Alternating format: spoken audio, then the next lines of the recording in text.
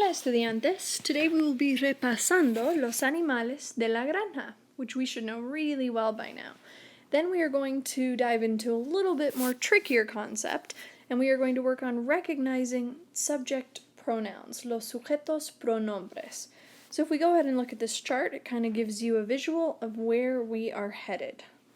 Alright, let's dive in.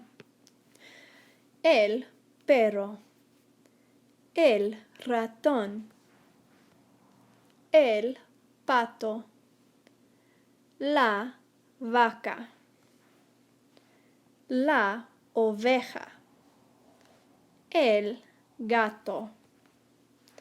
Alright, now that we've looked at our animals, let's talk about subject pronouns. So a subject pronoun is exactly what it sounds like. It's a pronoun that takes the place of a noun as the subject of a sentence. So a noun is a person, place, or thing. So a sentence's subject is the person, place, or thing that performs the action of a verb. Let's look at some examples down here.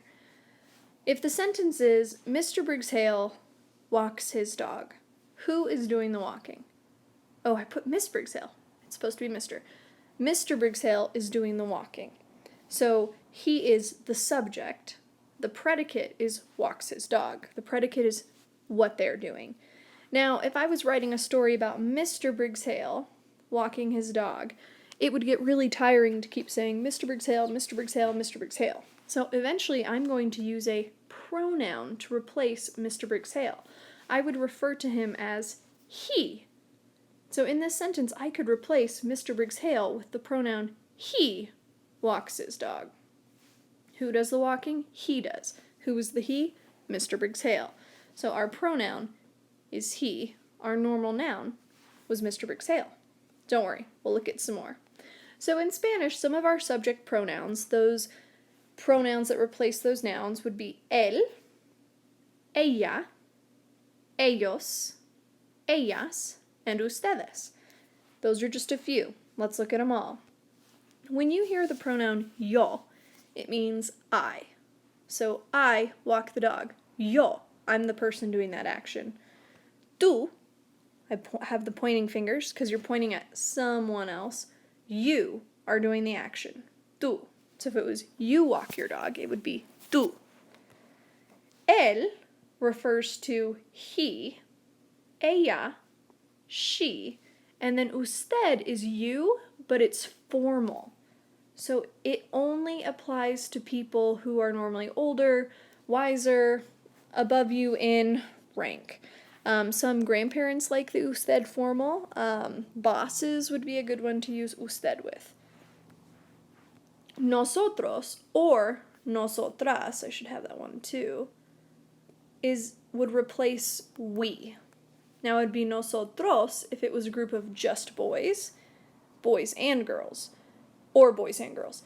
Nosotras would just be we, referring to all girls. So, if there were 5 girls and one of them said, we are great, she would say, nosotras. Now, if there were 5 girls and 2 boys in the group, they would say, nosotros, because you always default to the masculine. Ustedes is kind of like you guys or you all. Ellos is they, boys or girls, but normally just boys. And then ellas would be a group they, girls. So they walk their dogs. Well, if they are all girls, you would say ellas. They walk their dogs all boys, ellos. They, boys and girls, ellos. You all walk the dog, ustedes. We'll practice this a lot, don't worry. So, yo means me or I. Tú, you. El, ella, usted. We've got él, ella, usted, nosotros, nosotras. Gender is important here. And then we've got ellos, which is they boys, which isn't really on here. You guys, so you boys, you girls, so you guys would be ellos. Ellas, you girls. Ustedes is kind of you all, boys and girls. Alright, so let's look at it. Let's look at these sentences in English and determine which subject pronoun would replace the noun. The girls have 100 ducks. The girls. There's more than one. This half of our chart is always going to be used for plural. The girls. The girls have 100 ducks. If I am telling a story about these girls, I don't want to keep saying the girls, the girls, the girls. Eventually, I'm going to say they. Well, I know they're girls, so they girls, I would use ellas. So ellas would be my subject pronoun. All right, let's try the next one. The boy lives on a farm. The boy refers to just one singular person. This half of our chart is all for singular. The boy lives on a farm. The boy, the boy, the boy. Eventually, I'm going to want to replace the boy with he. In Spanish, he is él. Nice. Hopefully this is making some sense. All right, the next one, we played a game. Ooh, I didn't specify gender here, so let's talk about that. We means more than one person. So we are going to head to this side of our chart. We, oh, and I even see we right here. So I could replace it with nosotros if it's boys only, or if it's boys and girls. If it's just girls saying we played a game, we girls played a game, it would be nosotras. So gender matters there. We've got two more. The girls, ooh, we've done this one, so we can skip that one. We did the girls up here.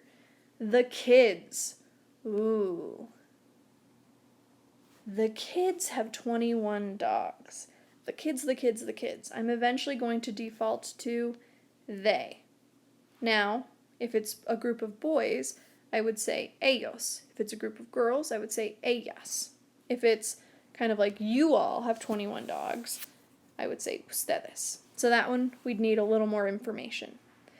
Your activity for today is to read sentences in English. You need to decide what subject pronoun you would use in Spanish to replace the subject. So your subject pronouns in Spanish would be yo, tú, él, ella, usted, nosotros, nosotras, ellos, ellas, ustedes. So let's look at this first one.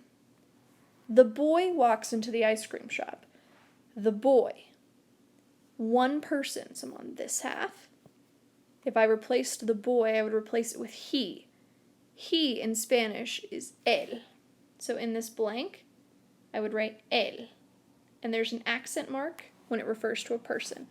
So just go through and practice those subject pronouns. Good luck!